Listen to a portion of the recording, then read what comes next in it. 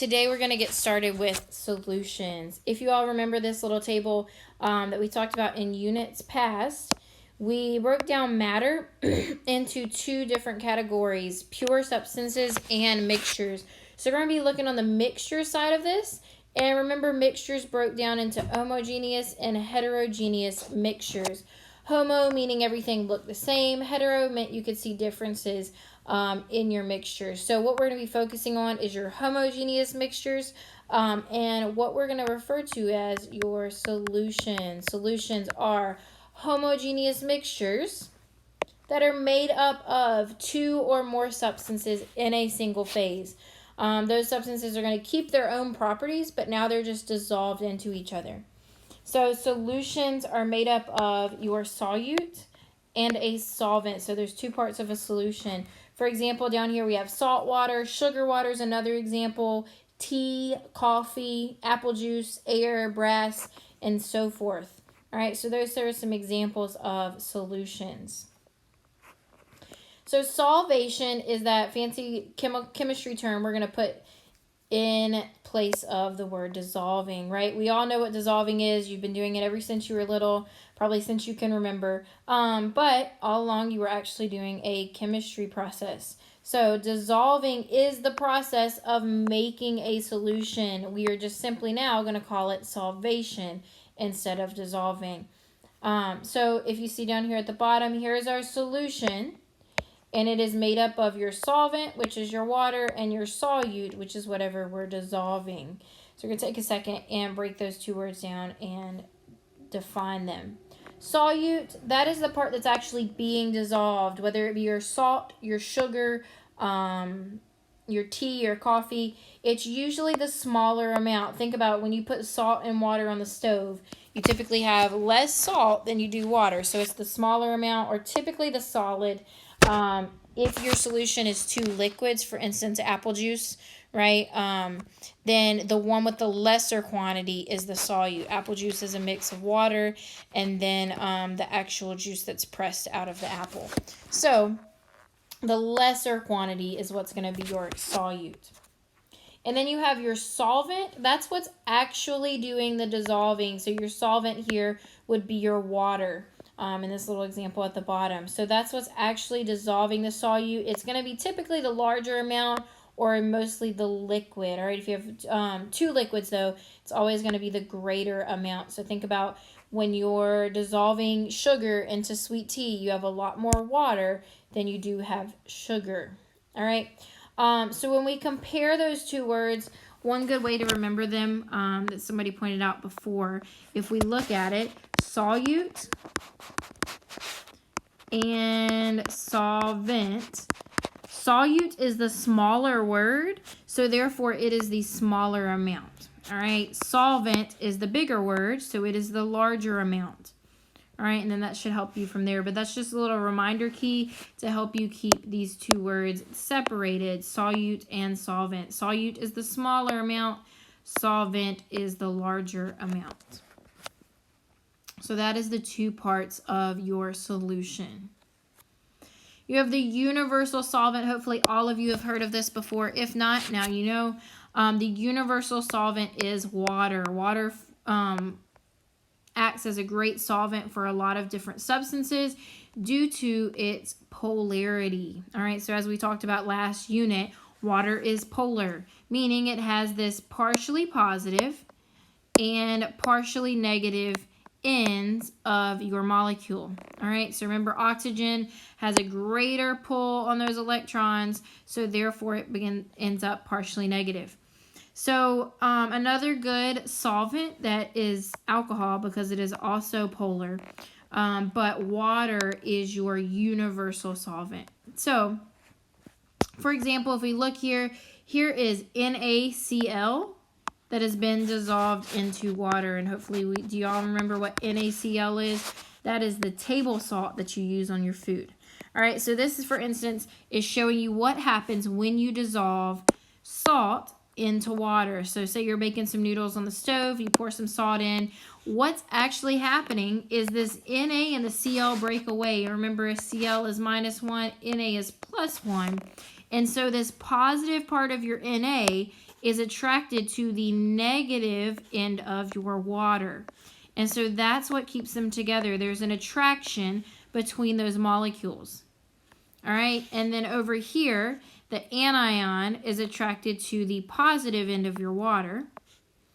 And so then basically the water surrounds both of the parts of that ionic compound and attracts to it, surrounds it, and then allows it to be dissolved within the water, because the more sodium chloride you add, the more the waters are going to attract to each of the little pieces, surround it in, and bring it in as part of the solution. So here's a quick little cartoon, little joke about solubility. Take a second and pause it. All right. And so why is this important? A material is soluble due to the attraction between solvent and solute. So over here, when we look at the NaCl, the reason that salt is soluble in water is because salt, that positive and negative, is able to be attracted to the positive and negative ends of your water. All right, so that attraction between particles or between solvent and solute is what allows it to be soluble in each other. Therefore, what makes it insoluble? A lack of attraction between particles makes something insoluble. So, therefore, think about oil and water, something that is not soluble within each other. It won't dissolve. We can stir it, stir it, stir it. It doesn't matter how long we sit there and stir it. It will not dissolve in each other. That's because there's a lack of attraction. Remember, we talked about just kind of an example with polarity. And we talked about if you were to dissolve, or if you were to take a bag, just as an example, of magnets and rubber bands, right? And if I shake that bag of magnets and rubber bands up, what happens? Do they all just intertwine together? No, your magnets are going to stick to your magnets. Your rubber bands are going to stay with your rubber bands, because there is no attraction between those particles. So same thing happens here. They won't dissolve and mix together if there is no attraction. So we're going to come talk about that a little bit more here in a second. But then when we look at liquids, so as you see here, here's your oil and water. They are immiscible, meaning they cannot be dissolved into each other. They are insoluble. Think immiscible, insoluble. All right, and then if they can be dissolved into each other, then we would say they are miscible. Oil and water is one of the most common liquids that you see combined, and you already know they will not dissolve into each other. Why is that? That is because like dissolves like. What does this mean? It means polar substances will dissolve other polar molecules. Let's see, part of your slide went away. But does it say, it's supposed to say over here, other polar or charged molecules. For instance, charged molecules could also be your ionic compounds, such as your salt.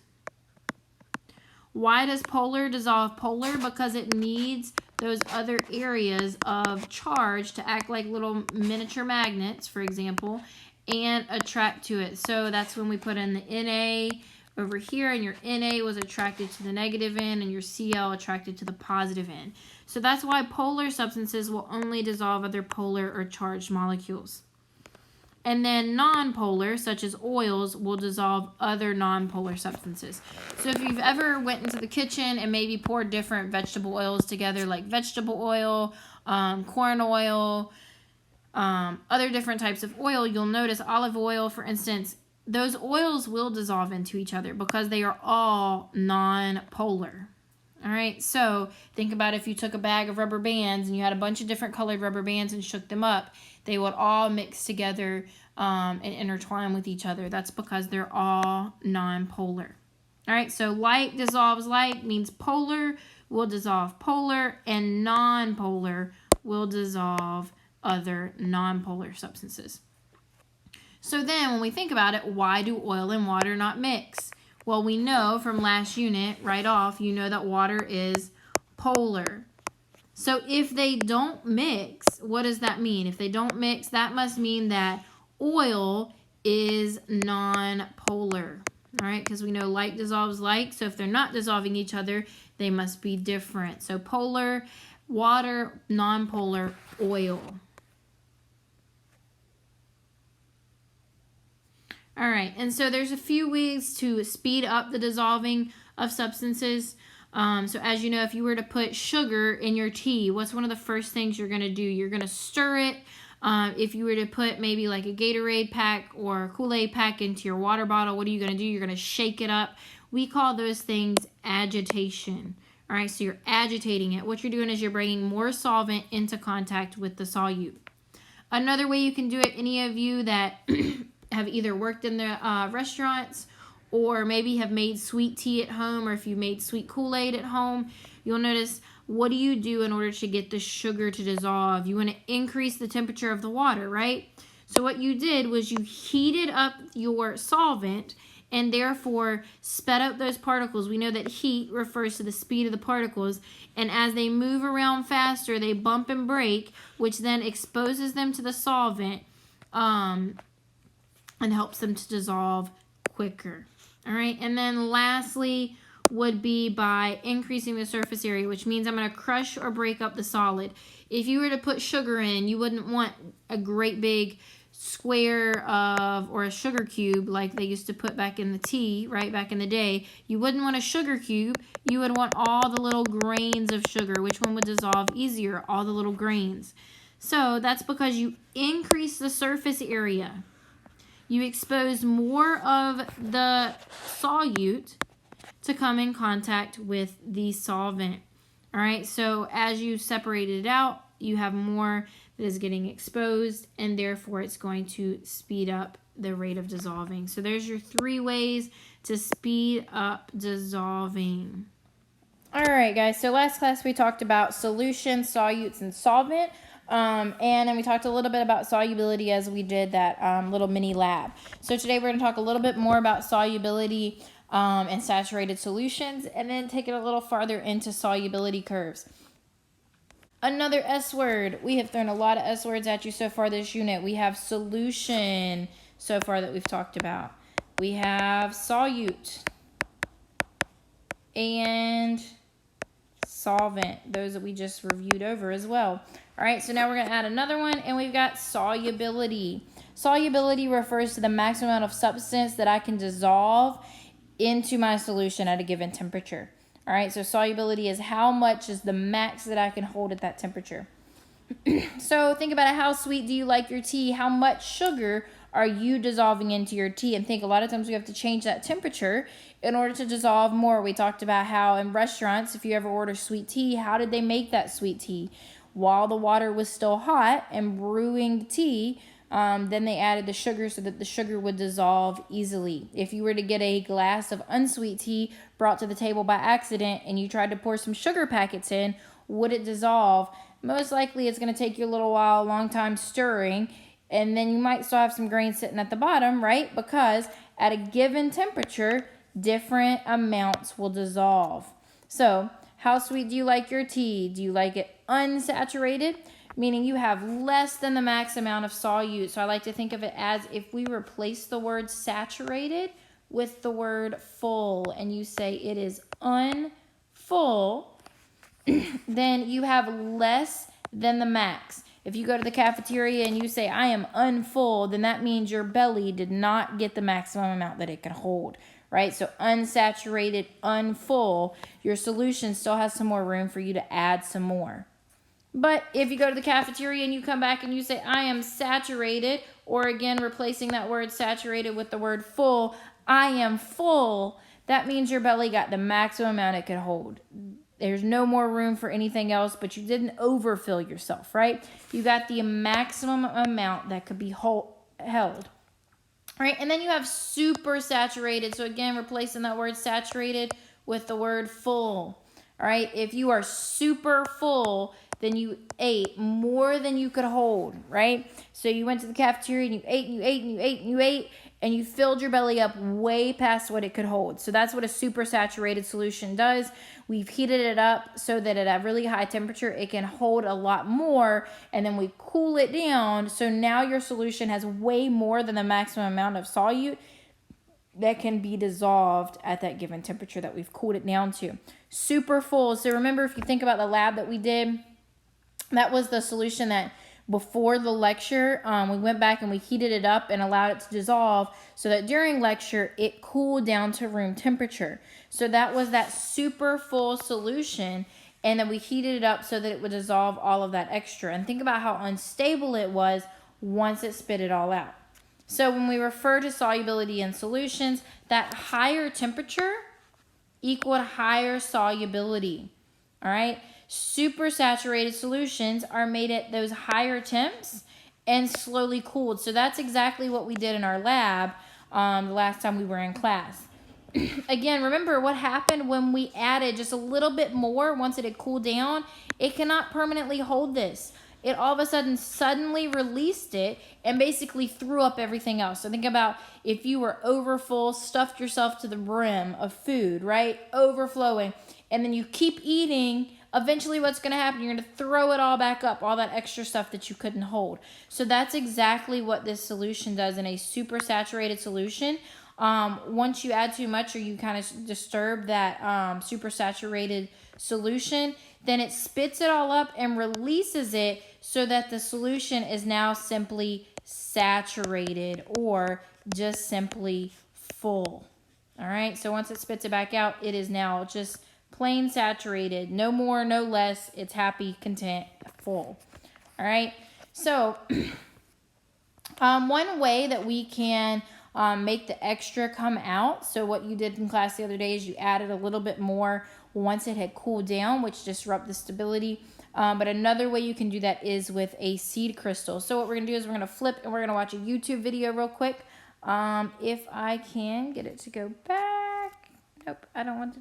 Nope. Come back here. Bear with me as I figure this out. Here we go.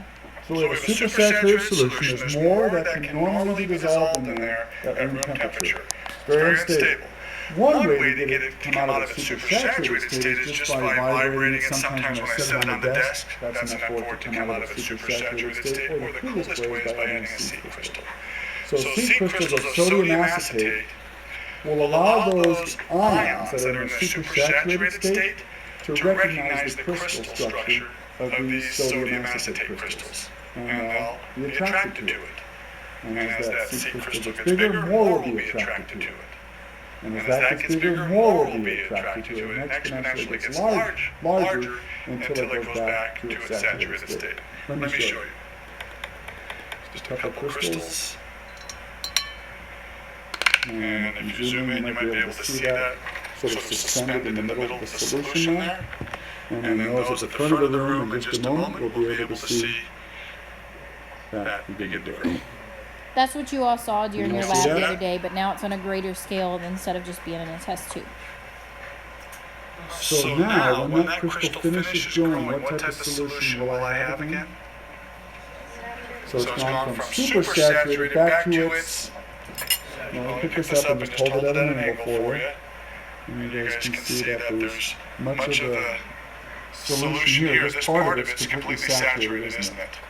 And you can see the large crystal that we've made at the bottom. It looks almost like a solid chunk of ice, doesn't it? Now also, when you feel the bottom of this flask, it feels quite warm.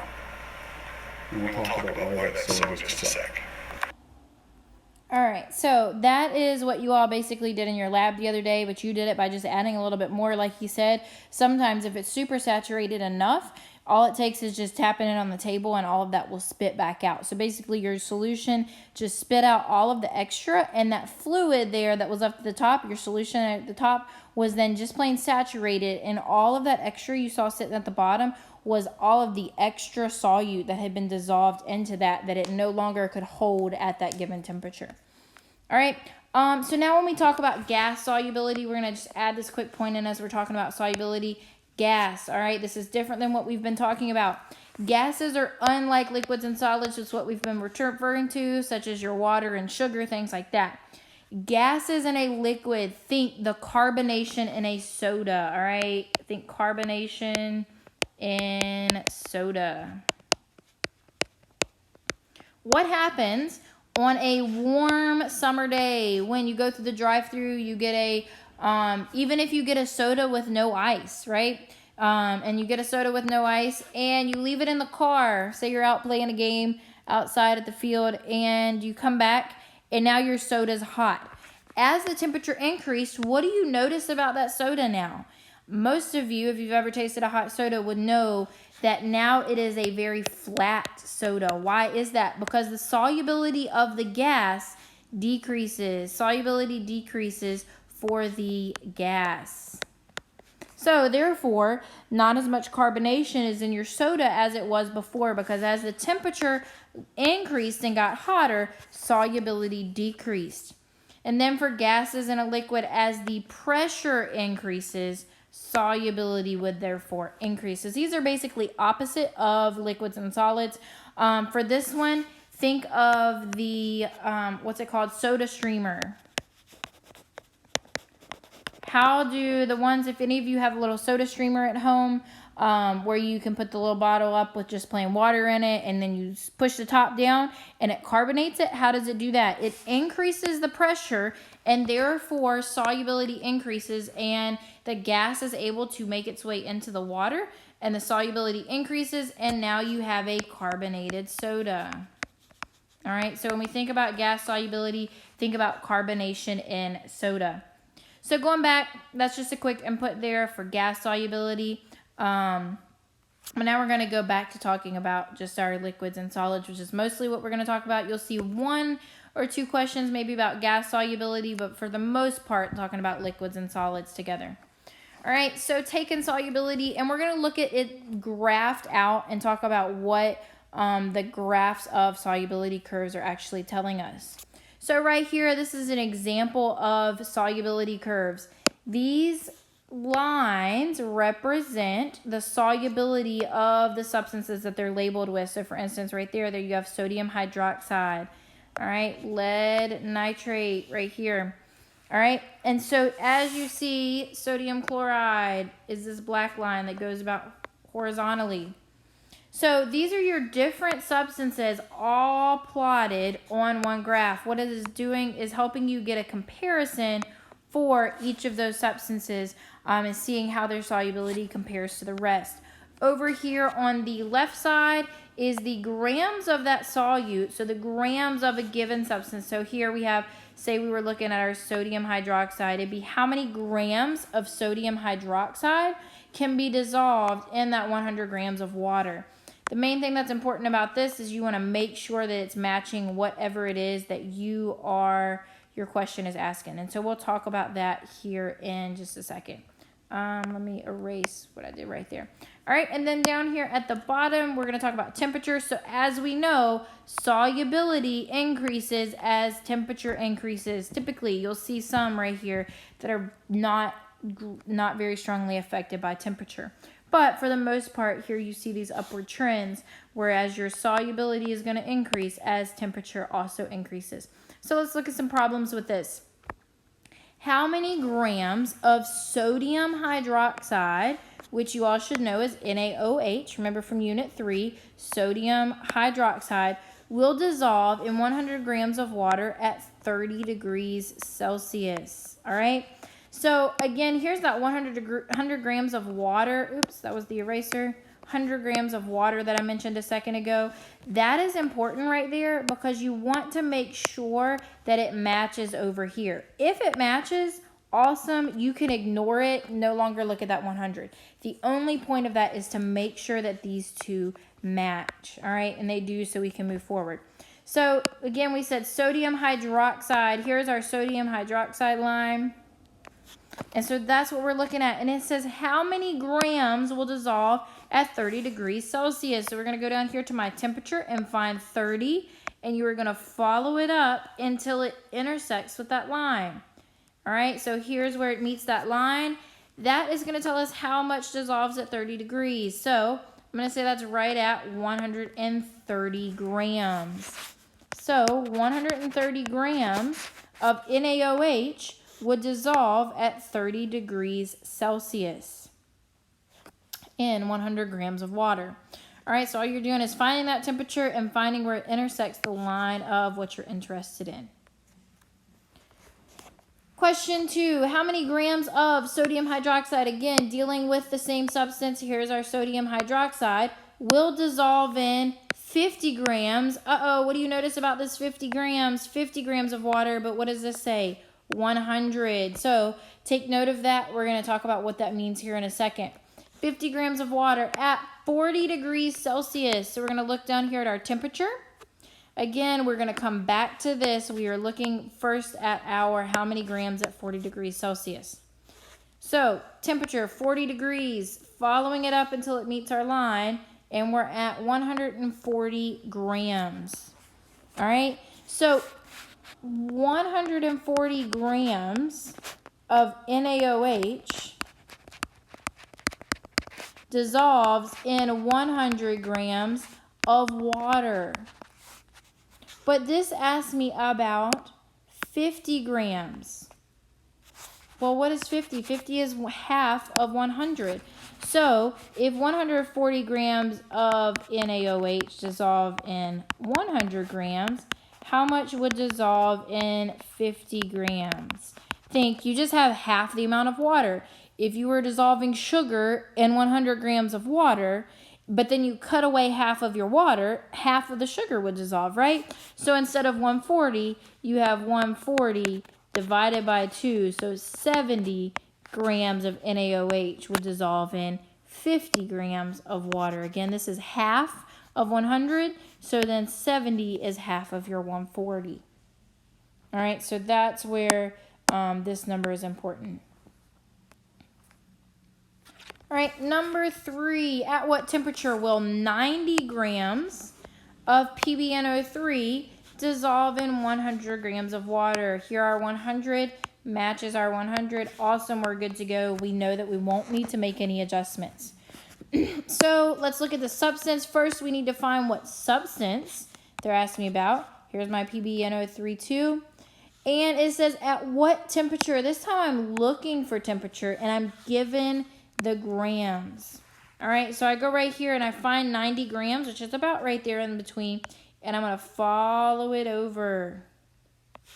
All right, and depending on how you drew your line and how straight you kept it, it intersects with our line of interest right here. If I follow that down, what temperature is it at? We're at 50 degrees Celsius. All right, so at 50 degrees Celsius, those 90 grams of PbNO3 will dissolve.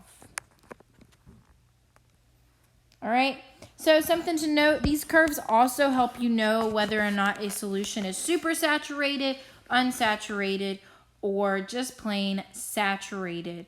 So any amount that is below the line, and we're going to see this in a few examples here in a second, anything below the line or under the line is unsaturated.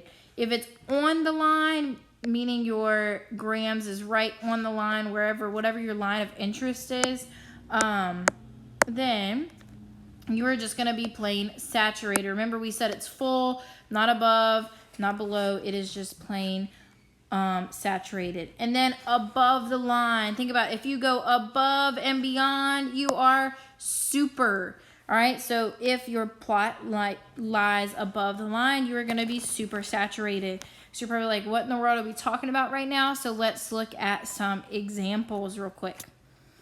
If 45 grams of potassium chloride are dissolved in 100 grams of water at 60 degrees Celsius. So let's take a second. Very important to underline your key words here. That way you don't get bogged down in all the words that are happening in your problem. So making sure that your 100 grams match. It does. Awesome. You are good to go.